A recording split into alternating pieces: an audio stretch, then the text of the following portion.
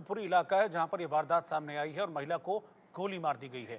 बीच सड़क पर महिला को गोली मारी गई, जिसके बाद महिला की मौत हो गई है। अभी जानकारी ये मिल रही है कि ये महिला अपने पति के साथ बाइक पर जा रही थी। इस दौरान ही महिला पर अटैक हुआ, गोली मारी गई और महिला की मौत हो गई है। बीच सड़क दिन दहाड़े गोकुलपुरी इलाके में इस वारदात को अंजाम दिया गया है। सरेआम एक महिला की गोली मारकर हत्या कर दी गई है। इस वक्त की ब्रेकिंग न्यूज, दिल्ली का गोकुलपुरी इलाका। वारदात के बाद पुलिस मौके पर पहुंची है और ये पता करने की कोशिश की जा रही है कि इस वारदात के पीछे, इस हत्याकांड के पीछे कौन था।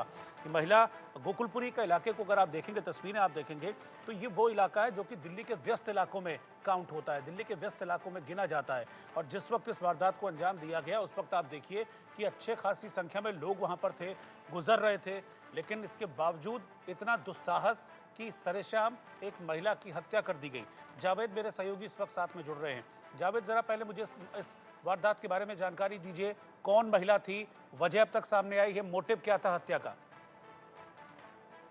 देखिए बिल्कुल दिल दहला देने वाला ये मामला सामने आया है कि एक रोड रेस के मामले को लेकर, जैसा कि जो महिला जिनकी मौत हुई उनका नाम सिमरनजीत कौर है, 21 साल उम्र है और दिल्ली के भलासवाड़ डेरी की रहने वाली हैं।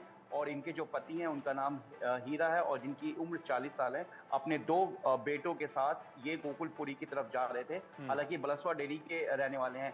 तकरीबन 3:15 बजे के आसपास ये लोग फ्लाईओवर के बिल्कुल बाएं साइड से चल रहे थे। इसी बीच स्कूटी पे सवार थे 2 लड़के, बताया गया 2 शख्स। उनसे किसी बात को लेकर बहस होती है या जगह मांगने को लेकर। इसी बीच ये बात बहुत ज्यादा बढ़ जाती है। उसके बाद जो जानकारी मिली कि ये लोग फ्लाईओवर के ऊपर ही रहते हैं और वो दोनों जो सस्पेक्ट है वो नीचे की तरफ आ जाते हैं। और जैसा कि महिला सिमरनजीत कौर है, उनके पति ने बताया कि 30 फीट से की दूरी से गोली मारी गई है। दिल्ली में बेहद चौंकाने वाला ये मामला है कि जो शख्स हैं वो बिल्कुल बेखौफ होकर दिन दहाड़े सड़क पर एक महिला को, 2 मासूम बच्चों और उनके पति के सामने गोली मारी जाती है। महिला को जब जीटीबी अस्पताल ले जाया जाता है तो वहां पर वो उनको अमृत घोषित कर दिया जाता है, मतलब बता दिया जाता है कि उनकी डेथ हो चुकी है। और सिर्फ रोड रेस का मामला सामने आया। हालांकि पुलिस रोड रेस के अलावा दूसरे एंगल से भी मामले की जांच कर रही कि क्या कोई आपसी रंजिश है या फिर सडनली रोड पे चलते हुए साइड लेने को लेकर या ट्रैफिक को लेकर जो बहस हुई है ये वजह है,